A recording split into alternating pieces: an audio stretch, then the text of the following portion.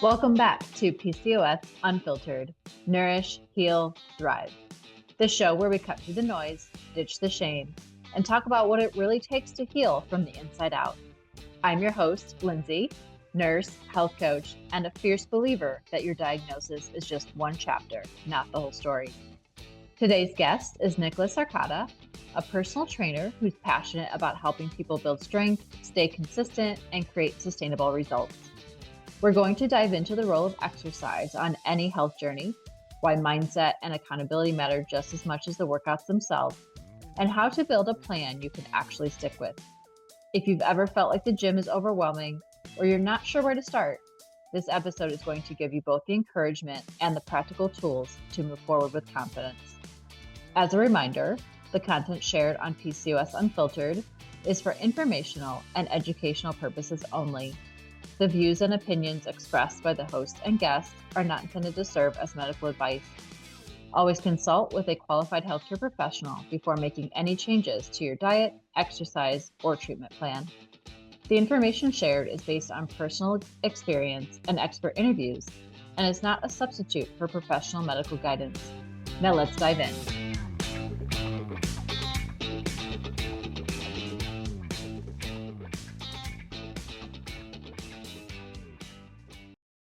So we've talked a lot about the consistency and, kind of mindset, mental aspect of it. What percentage would you say? I'm just kind of curious that plays versus actually just, the programming and following the plan. Like, is it 50-50 or is it? I don't think so. I think I think the mindset and the approach is more valuable. I think it depends on the person.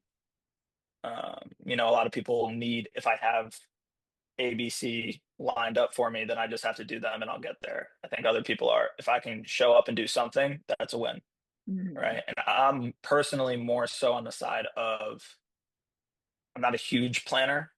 I kind of just know if I show up consistently with intensity, I'm going to get to my goal.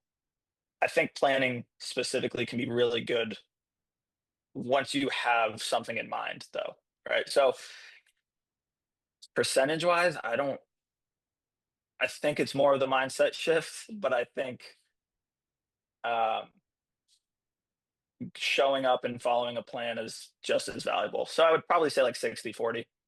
Okay. Yeah. Yeah. That was a tough one. It is. I was like, so I see both sides of it. And I've seen clients who, they don't need the specific programming, like they can show up and just bring it. And then I've Mm, seen clients who need to follow something or they're not going to do it, yeah. So Yeah. Yeah, I mean, I'm like it really probably can be person, dependent. I mean, I'm one that like thrives off of a plan and, I yeah, had my health struggle stuff happen and I had to cut out gluten and I was like, okay, no problem, like I'll just follow that plan now, but for a yeah. lot of other people, that's not the case. And so Mm. that's where that mindset, I think, yeah, and the consistency piece probably plays more of a role. Do you Um, think with some of the clients you've had, um, how do you feel about that similar question? Do you think that if you can shift the mindset that they'll be better off, or do you think that here's a program, here's a plan in the long term though, like what happens yeah. once that plan kind of, I've been doing the same thing for a little while, like what do I do now? What's your Yeah. opinion? Well, I think when it comes to nutrition, yeah, a lot of it is Mhm. mindset because probably like probably 80-20. Yeah. No, maybe close to that. But yeah, because i- if somebody's coming to me, it's probably because they've had these habits or they've had these thoughts around food most of their life. I Yeah. mean, going back to childhood and things that have happened and how food has played a role in connecting them to somebody or something. And so mindset plays a really big role in that, in breaking some of those habits and I think more for sustainability too. Mm. Sure, a lot of people can follow something like my big program is my 90-day program. Yeah. A lot of people can't even, if I just tell you what to eat for 90 days, that might be a stretch. We'll Yeah. say like 30 days, that Yeah. people can do it. But if you start really understanding why you're so attached to these foods, you're going to be more successful and set yourself up um, long term for long-term success as Mm. well. Yeah. Yeah. And my head went to a couple places because I'm thinking like nutrition wise, right? Especially socially. Like Oh my it's gosh. it's a diet to eat clean and put the right things in your Yeah, body. exactly. And like if you're gonna go out to dinner, and I think a good one is like, I mean, gluten specifically. My roommate in college was gluten free, so like we would sit down and like, you have gluten free bread, and like you're gonna hear something from one of us like just kind of barking at him a little bit.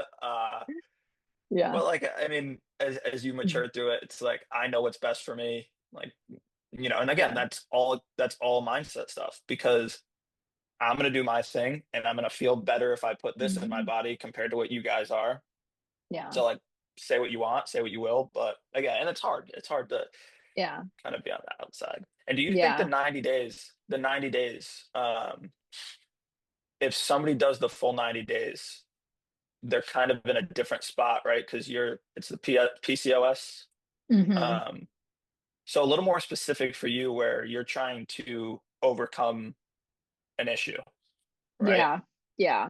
A lot of, yeah, Um, health issues and, energy plays a big role in that and hormones, obviously. Yeah. yeah. I'm curious. I think it's definitely different from like 75 hard, which a lot of, that's a fad where, all right, I'm Hmm. coming in, I'm going 75 days, whatever it is. I think it's like a two workouts a day, read a book, one workout's outside, I'm on a diet, like all these Yeah. things. You go hard for 75 days, and then if you just go back to your lifestyle, it's like, well, what was the point, right? So Exactly. I Yeah. think that's a common one, like within our industry of, can you do it consistently for the rest of your days, or are you going to go on, off, and Yeah. so Yeah. Yeah. Like for my program, I think the people and 90 days is a mm, great time to make some changes. mm, A lot of other people though need maybe even close to a year to really yeah, like solidify it. A lot of them have some more weight to lose and then just be able to stick with that and feel confident in sticking with all the progress, that they made. But I think the most successful clients I've had is that they approach it as, yes, this is something I plan on doing for the rest of my life and I'm really going to get the most out of it versus, oh, this is a challenge, or this is just because to me that's like a temporary thing. A lot of people can complete a challenge, in yeah, 30 days, 75 days, whatever that is. So if you yeah. approach it as like, yeah, this could really change my life, then you're also probably gonna stick more with it and really get everything from it versus, okay, this is a temporary thing. I can do this, you know, No, I totally agree. Yeah, for a I little think while. it's along with that, the delayed gratification is just Oh, for something sure. where it hits different. Yeah. Just feels It better. does. Yeah, I It don't know. does. Yeah. Well, and going back to the scale, because like I tell my clients, so they weigh themselves in the beginning, Hmm. the middle, and the end. They also do progress pictures and measurements at each of those times. And halfway through, they're feeling great. Mm, They'll do their measurements, and a lot of times they've lost a lot of inches in mm, many different places. The pictures are looking really good. Their face is slimmer. You can see the inches lost and all that. But the scale, the scale probably isn't really saying what they want to hear. Um, and then by the end of it, yes, they do lose. I mean, I've had clients lose like anywhere from like 20 to 30 pounds then in the 90 days. But damn. that's where, yeah, they have to realize like it's a process. Yeah, like I said, the kind of delayed gratification piece. It's a process. I think all my clients have said, Yeah. like I drill that into them because yeah, they understand it. It helps a lot. It helps a lot more to understand that it is a process. You're not going to get everything you want in these next couple weeks, but it will be coming, and there's so many good things happening along the way. For sure. Mm. That makes me think. I got a question for you.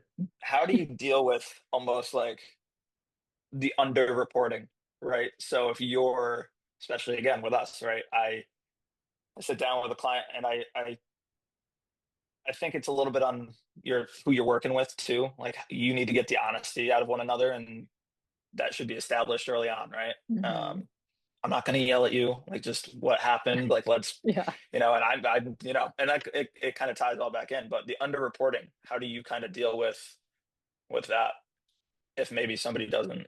I honestly, so uh one big thing with that is I don't accept anybody and everybody into my Yeah. program. They really have to Hmm. be ready. There's like, especially, we usually have a good hour-long conversation before, and there's 4 questions that I ask them at some point, and it's about their readiness, willingness, commitment to themselves, and if they're invested in themselves. And those can be very telling because that's going to tell me that they are in this, 100% basically, and I shouldn't have to worry about that. Mm. Um, because yeah, again, I mean, you can look up things, there's a gym on every corner, you can chat GPT it, whatever it is. Um, but clearly, that's not working. And like if you're just kind of scratching the surface and maybe trying to figure out like what you might want to do, that's great. Then you're probably not going to stick with it. So when they come to me, if they are truly ready and willing to make the changes that they need to make, then yeah, I really honestly haven't had too much of an issue with Yeah. it. And I've had some that like share the pictures with me and stuff. It's really kind of up to them, and some that don't. I do also do a tracker, a daily tracker, and going back to what we were talking about with stressing people out more because it's like, oh, one more thing I have to track. This literally just is, are you on track or off track? Mhm. Um, and so, and then they can put notes. I don't even like to say notes. They put wins off to the side. And Yeah. that's kind of up to them. So I also keep an eye on that so that if I see again a trend, that they're like off track more days than they should be, then we can have a discussion. But I think dealing with the underreporting really comes with that first conversation to see if they're even ready and willing and, in the right mindset. Are they just kind of still trying to see what's out there, or are they really ready to do the hard thing? Mhm. Yeah. Yeah. Yeah. Um, if you could tell any of the listeners one thing about exercise, what would it be? One, just one. Just one. I don't think exercise should be a punishment. So again, I mean, just kind of reiterating all the same things, but do what you enjoy within it, and I think Yeah. everything will flow, right? And kind Yeah. of just like you said, people are trying so many different things. You see so many things online, and being willing to maybe not be great at something at first, but you would enjoy it once you start rolling with it, right? Because Mhm. it's hard to find joy in something you're not good at. So that's why starting is so difficult. Because if you're not good right away, do you have the Yeah. willingness to show up and be bad for a couple of months? And then all of a sudden, right? And then all of a sudden you're good at it and now you like it because you're good at it. Yeah. So Yeah. whatever it is, I think that's again a good approach with anything. Are you Yeah. willing to be bad so that eventually you can enjoy it? And then once you're good at it, you're like, why wouldn't you want to be doing something you're Mhm. good at? So choosing the exercise for you that, why did you start in the first place? So I think there's common denominators of like, what's your why? Are you willing to be bad for a little while? And overall enjoyment and just Yeah. having a good Just time. Yeah. Celebrate what your body can do. Yeah. 100%. 100%. But again, and then that's the hard part where comparison comes into play, right? Because if you're winning on your level, you're better than you were last week, great. And then it's Mhm. so easy to see somebody come across and like, oh, they lost 10 pounds in like how a month? Like like why am I even trying if they're doing it way better than me? Or like I have a goal of racing at this time, but like they're killing it. So like why would I even bother? Why would I try? Yeah. Yeah. You know, and that's just a lot of that negative get get get out of your own way and do it for you, Yeah, you know? for sure. Yeah.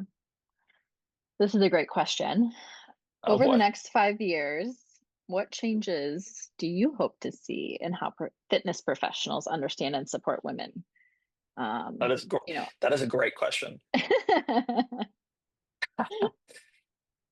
Um, yeah, I think within the next 5 years, similarly, it's just the intensity again, but more so, we have an understanding of, and you can go with the if you want to go menstrual cycle, if you want to go work-life balance, if you want to go understanding that not every day is going to be your day, right? So still just showing up. And I think Mhm. within the community as a whole, we're more supportive. And on the days that, you may feel or you don't feel confident in what you're doing, still like you showed up. That's great. Like great that you're here. Yeah, And I think that can relay within maybe a little bit more female based, but also on the male side too. It's yeah. let's, and I think that the industry is already growing in that way, in a good way, especially being out in San Diego at the time was very like that community is so you showed up and you gave it everything you had today. Like that's all we care about, Mhm. track clubs. And then again, that just, it's who you surround yourself with. So continuing that trend going forward is Yeah, really, really what I would say. What are your thoughts on yeah. that one? Ooh. Well, I mean, I think just because of the growing um, obesity rate, we're Mhm. seeing just all the other effects of that with, I mean, yes, PCOS is one of those, insulin resistance ties into that big, but diabetes cases are on the rise and all this other stuff. So I think it's going to be more than just the fitness aspect and realizing like these bodies probably, haven't done some of these things for quite some time and recognizing all these different body types and what these people are going through and then tying that into a program. Yeah. Um, I would love to see that. Yeah. Yeah, I totally agree. I think on that note too, um, I mean, we're in, the era of information is so accessible. So Hmm. it's almost ignorance if you aren't aware of what doing certain things may cause, right? And I Yeah. like alcohol is terrible for you, right? And I partake, I still have a good time, I do my thing, but I'm aware of that. And Yeah. I choose to go have some drinks, but I know the cost and I'm aware of like the negatives. And I think Hmm. if you have the information on something and then you make a decision is different than just not knowing what's happening to you overall. So kind of like what Exactly. you were saying, right? Yeah. What are you putting in your body? All that stuff comes into play. Yeah. So the information going forward too, just being more aware. Yeah. That's a great point for sure. Mm. Do you have any resources that you like to recommend to clients, and whether that's, apps, podcasts, books, just any tools like that regularly maybe recommend or have them use? Yeah, I think um, I'm definitely a big podcast person. I'm a huge fan of Chris Williamson. He has Modern Wisdom. So that ties a lot into more of like the philosophical side of things, mindset, growth stuff within his realm. Hmm. And then who's on specifically, right? Like what episode you get different things. Some books I would recommend. Um, the book Burn by I don't know who it's by, but it's called Burn, And I think on the title page, it says like, if you eat food, you should read this book. Right. And it just, which I love. And I honestly, it's one of the best. It gave me a different perception, especially as a performer, like racing, and how our bodies use carbs as fuel and store non-used as fat, and right, like all the stuff, utilization of protein. Again, it's kind of the same thing as you have all this information, and if you understand like everything you eat, your body is using in one way or another, right? Mhm. So the timing of nutrients and all that comes into play there. I would definitely recommend that book, especially again, like, what if you eat something and you don't feel good after you have it? Like, why did you eat it? But there's there's a relationship with food that people have, there's an emotional connection, Yeah. and so many things come into play. And I think my biggest shift personally, and what I try to kind of teach people, is using food as fuel to fuel our brain and our bodies. What do we feel better on? What's going to help me Mhm. sleep better? What's going to make me perform better at work? All that stuff Yeah. is a great. So Burn's a great book. Top book that I probably would recommend, number one overall right now, is The Courage to Be Disliked. I just finished that up. Similar within all this realm of things, where you know believing in what you're doing and why, and if it's not for others, it's not for others. But I think especially when you're starting something new, and when you're on your fitness journey, I'm doing it for me, right? And Mhm. if you don't get it, maybe you never will, but that shouldn't be a problem. So two Yeah. great books right there. Yeah. I'm gonna have to check those out. I don't know if I've heard of those Yeah, they're either. phenomenal. I think you would definitely like Burn. And then the courage to be disliked is like probably one of the best books I've ever read. So very Yeah. good. Yeah. Yeah.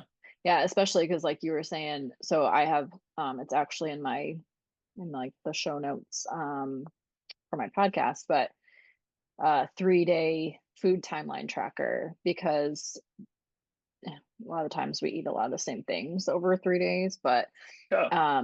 but you if you start tracking, why you're eating something, and then also how you're feeling after eating that. And sometimes it may not be immediately after, sometimes it might take a day or two, but you'll start noticing kind of some similarities. Okay, I had this and now I feel like this, and then my energy is even worse the next day. You kind of start noticing some of that. So it sounds like um that might play into that as well. Yeah. No, I love that. Yeah. Yeah. Hell yeah. um how can listeners best connect with you? Uh Probably just my Instagram. Yeah. Nicholas Arcata, I think, is my username. Yeah, and I'll put it in the Yeah. show notes too. Yeah. Perfect. Yeah. Instagram would be best. Really all I Awesome. use. Yeah. Awesome. Well, anything else to add? No, I think we hit it on the head. I'm trying to think if I have any other questions for you. How many episodes does this make? Ooh, that I don't know yet, because we might be in the 40s by the time this Hell one yeah. Yeah. hits. Yeah, Good for yeah, you. yeah. Nice. And shout out to everybody listening in other countries, because I'm discovering that I've got a lot of listeners in Hell yeah. Africa and Jamaica recently, I've seen. So yeah, shout out to all of them Wow. too. Wow, that's actually so cool. Damn. Hell Yeah. yeah. Good for you. Good for you. Thanks. Nice. Um, well, thank you for joining me, for being here and talking all things, fitness with me today. I appreciate it. Yeah, of course. I had a great time. Thank you for having me. I hope you loved today's conversation with Nicholas as much as I did. Remember, exercise isn't about punishing your body, it's about supporting it, honoring it, and building resilience from the inside out. Whether you're managing PCOS, looking for more energy, or simply wanting to feel stronger, the right plan, combined with the right mindset and accountability, can truly change everything. If you want to connect with Nicholas and learn more about his training, I'll drop all the ways to connect with him in the show notes. And if you're ready to take the next step in your own healing journey, be sure to check out my other resources linked there as well. As always, thank you for being here with me on PCOS Unfiltered. Until next time, nourish, heal, and thrive.